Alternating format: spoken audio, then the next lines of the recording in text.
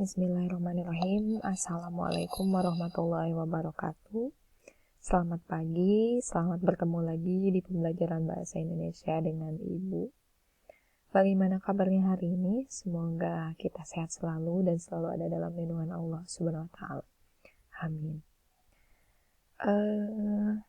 Minggu kemarin kita sudah belajar tentang struktur dan kebahasaan teks ulasan.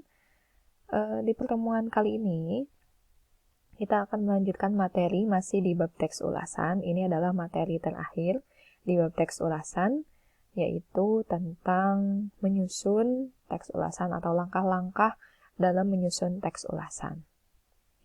Seperti biasa, karena waktunya terbatas, jadi Ibu akan menjelaskan satu materi terakhir di bab ini dengan singkat, padat, dan jelas. Semoga kalian bisa menyimak dan memahaminya ya. Baik, kita langsung saja ke materinya ya.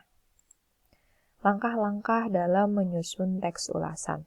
Nah, kalau kemarin kita sudah mengetahui unsur pembentuk atau bagian-bagian apa saja yang ada di dalam teks ulasan dan ciri bahasanya apa saja sih yang terdapat dalam teks ulasan, sekarang kita akan belajar untuk menyusun sebuah teks ulasan. Nah, untuk menyusun sebuah teks ulasan, tentunya kita harus mengetahui dulu langkah-langkah apa saja sih yang harus kita lakukan ketika menyusun teks ulasan. Nah, langkah-langkah dalam menyusun teks ulasan itu ada 5. Ada 5 langkah ya. Yang pertama, mencatat identitas buku atau karya yang akan diulas. Yang dicatatnya itu judul, penulisnya, penerbitnya, tahun terbitnya, jumlah halamannya, dan harga buku. Kemudian yang kedua, mencatat hal-hal yang menarik atau yang pentingnya dari isi buku tersebut. Apakah hal yang menarik itu dari alur ceritanya, atau mungkin dari tokohnya, begitu. Yang ketiga, menelaah kelebihan dan kelemahan isi buku.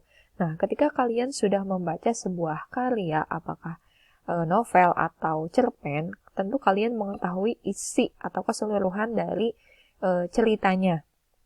Nah, setelah mengetahui keseluruhan isi cerita, tentu kalian bisa menemukan kelebihan dan kekurangan dari karya tersebut. Gitu. Yang keempat, merumuskan kesimpulan tentang isi dan kesan-kesan buku secara keseluruhan. Jadi, apa sih yang membuat kalian menyukai buku tersebut? Kesan-kesannya apa sih dari buku tersebut? Atau mungkin kalian memberikan kesimpulan bahwa buku itu bagus, buku itu layak untuk dibaca, atau cerita pendek itu kurang cocok dibaca oleh remaja misalnya, atau kurang cocok dibaca oleh anak SMP atau MTS misalnya. Nah, itu berarti kalian harus bisa merumuskan kesimpulannya. Dan yang kelima atau yang terakhir, kalian harus membuat saran untuk pembaca. Saran itu rekomendasi ya. Jadi, kalian menyarankan apa untuk pembaca yang belum mengetahui cerita pendek tersebut atau novel tersebut. Nah, kalian memberikan sarannya. Sebaiknya kalian membaca novel ini, karena di novel ini terdapat banyak pelajaran moralnya. Atau harusnya cerita pendek ini tidak dibaca oleh siswa MTS karena tidak sesuai dengan usianya misalnya. Nah, itu adalah kalimat saran. Baik, kita bahas satu persatu ya. Dari langkah yang pertama, mencatat identitas karya. Nah, di pertemuan sebelumnya, Ibu sudah menugaskan kalian untuk menentukan struktur atau menganalisis struktur dari sebuah teks ulasan yang berjudul Ketika Sebuah Persahabatan Dipertaruhkan. Nah, teks ulasan ini ada di LKS halaman 6 ya. Nah, terima kasih kepada anak-anak yang sudah mengumpulkan tugasnya minggu kemarin tentang struktur teks ulasan, dan yang belum, seperti biasa, mohon untuk segera mengumpulkan tugasnya. Ibu tunggu ya. Segera dilengkapi tugasnya, karena kita akan menghadapi UTS. Baik, lanjut ya. Nah, di teks ulasan yang kemarin, kita akan coba dulu bahas ya, sebelum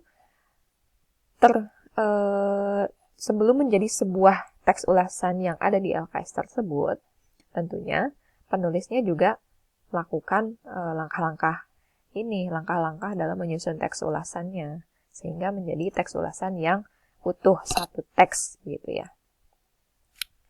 Kita mencatat dulu identitas karyanya. Nih, kalian kan sudah membaca sebuah cerita pendek, atau sudah membaca novel, atau sudah menonton film. Nah, kalian catat dulu identitas karyanya. Nah, kalau dari teks ulasan yang kemarin, yang ada di LKS, itu adalah cerita pendek. Nah, kalian catat judulnya apa? Judul cerita pendek tersebut. Nah, sudah diketahui kan kalau judulnya adalah Ketika Sebuah Persahabatan Dipertaruhkan. Kemudian penulisnya siapa? Catat dulu. Arif Setiawan. Oh, berarti penulisnya adalah Arif Setiawan. Kemudian jumlah halamannya juga kalian harus mencatat. Kalau kalian sudah membaca semuanya, berarti kalian juga tahu berapa jumlah halamannya. Nah, di sana ada 6 halaman atau sama dengan 3 lembar ya. Satu lembar kan ada 2 halaman. Kalau 3 lembar berarti 6 halaman. Nah, yang ini. Cerita pendek yang berjudul Ketika Sebuah Persahabatan Dipertaruhkan adalah cerpen yang dibuat oleh penulis bernama Arif Setiawan. Kisah cinta remaja yang dilanda sebuah masalah yang rumit menjadi inti dari cerita pendek yang tebalnya 3 lembar. Nah, setelah kalian membuat atau mencatat identitas karyanya, kalian buat dalam paragraf, disusun menjadi kalimat-kalimat, kemudian menjadi sebuah paragraf. Tadi kan kata kuncinya adalah judul ini, penulisnya ini, dan jumlah halamannya. Nah, di sini sudah ada judulnya ini, penulisnya ini, dan jumlah halamannya adalah 3 lembar. Tebalnya 3 lembar. Nah, yang kedua, setelah kita mencatat identitas karyanya, kita mencatat hal-hal apa saja, hal-hal menarik apa saja yang membuat kalian itu menyukai cerita tersebut atau karya tersebut. Nah, kalau dari teks ulasan atau cerpen yang ada di LKS, ini adalah hal-hal yang menariknya, menurut Ibu ya. Ini adalah hal-hal menariknya. Dari 2 murid SMP yang bernama Adit dan Dewi, kemudian Adit dipalak oleh temannya. Nah, Dewi menyelamatkan Adit yang sedang dipalak sehingga mereka akhirnya bersahabat. Kemudian Adit menyukai Dewi, mereka berpacaran sehingga dan pada akhirnya Adit dan Dewi berpisah. Gitu. Nah, ini adalah hal yang menarik. Jadi kalian catat dulu apa-apa saja sih yang membuat cerita tersebut sangat menarik. Gitu. Kemudian kalau sudah dicatat hal-hal yang menariknya, kalian buat lagi ke dalam paragraf. Nah, ini. Diawali dengan 2 murid SMP yang ditulis sebagai Adit dan seorang perempuan bernama Dewi. Pertemuan mereka diawali saat SMP ketika seorang Adit diselamatkan oleh Dewi ketika dipalak oleh teman sekelasnya. Namun, pada akhirnya mereka berdua menjadi teman dan sering curhat satu sama lain. Nah, itu baru bagian pertamanya ya. Dengan sikap Dewi yang baik terhadap Adit, menyebabkan Adit menjadi suka terhadap Dewi. Sayangnya, mereka harus terpisah akibat sekolah mereka yang berbeda.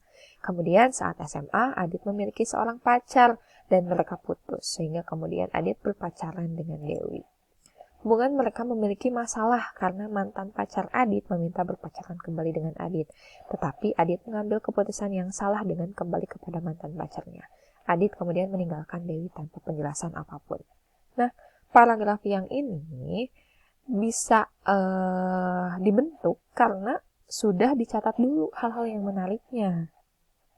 Yang tadi ya. Kemudian yang ketiga, setelah kita mencatat hal-hal yang menariknya, kita menelaah kelebihan dan kekurangan dari karya tersebut. Nah, kalian kan sudah membaca sebuah cerita pendek. Kemudian menemukan nih, kelebihannya adalah di cerpen tersebut, penggambaran ceritanya begitu dalam sehingga pembaca itu ikut larut atau ikut merasakan ceritanya. Dan kekurangannya itu kurang memberikan pendidikan moral yang baik untuk usia di bawah umur. Jadi untuk usia kalian SMP atau MTS, Ibu kira cerpen tersebut kurang cocok ya, karena tidak memberikan pendidikan moral, karena di sana ada yang pacaran gitu ya, Adit dan Dewi.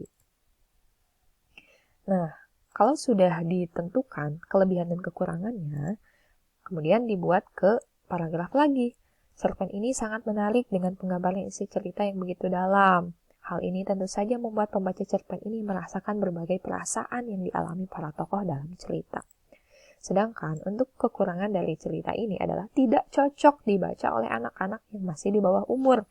Cerita ini juga kurang memberikan pendidikan moral yang baik untuk usia di bawah umur, sehingga cerita ini sangat cocok dibaca bagi para remaja. Jadi, kalau untuk usia remaja, cerita ini boleh dibaca. Nah, yang keempat, merumuskan kesimpulan. Nah, kesimpulan dari cerpen itu berisi tentang pelajaran moral, yaitu tentang persahabatan. Nah, kesimpulannya memang tidak baik untuk usia di bawah umur, tapi cerita tersebut bagus kalau dibacanya untuk usia remaja gitu. Jadi kesimpulannya, cerita ini isinya tentang persahabatan dan bagus untuk remaja. Kemudian yang terakhir, membuat saran untuk pembaca. Cerita ini kurang bermanfaat bagi pelajar di bawah umur. Sebaiknya cerita ini dibaca oleh remaja yang sudah cukup usia. Jadi, di paragraf yang terakhir ini adalah bagian saran atau rekomendasinya. Cerpen ini sangat mengandung pelajaran moral seperti persahabatan yang didasari oleh kasih sayang tanpa terbatas jenis kelamin. Sayangnya cerita ini kurang bermanfaat bagi pelajar di bawah umur. Nah, selesailah. Kalian sudah membuat sebuah teks ulasan berdasarkan langkah-langkahnya. Kemudian, tugas di pertemuan kali ini, nanti Ibu akan memberikan sebuah cerita pendek berjudul Hujan dan Sepatu. Ini ya cerita pendeknya. Nah ini, Hujan dan Sepatu. Penulisnya Ibu sendiri. Jadi ini cerita pendek yang Ibu buat untuk kalian, khusus untuk kalian. Silahkan dibaca. Ini ada 2 halaman. Nah tuh, sudah Ibu berikan bocoran. Ini ada 2 halaman. Judulnya Hujan dan Sepatu. Penulisnya Putri Siti Reikani. Jumlah halamannya 2 halaman. Nah, silakan dicatat identitasnya. Kemudian, buatlah sebuah teks ulasan tentang cerita pendek tersebut. Kalian baca dulu sampai selesai. Kemudian, silakan dibuat teks ulasannya. Identitasnya harus ada, orientasinya, kemudian evaluasinya, kelebihan kekurangannya, sinopsisnya harus ada. Silakan kalian kritik cerpen yang Ibu buat, apakah bagus atau kurang bagus, bagusnya dari hal apa atau kurang bagusnya dari hal apa. Silakan dibuat teks ulasannya, jangan lupa dikumpulkan tugasnya hari Kamis. Ya. Terima kasih, semoga kalian bisa memahami materi kali ini sebelum kita masuk ke ulangan harian, dan di minggu selanjutnya kita akan UTS. Ya. Jika ada yang ingin ditanyakan, silahkan japri ke Ibu melalui WA. Terima kasih, semoga bermanfaat. Assalamualaikum warahmatullahi wabarakatuh.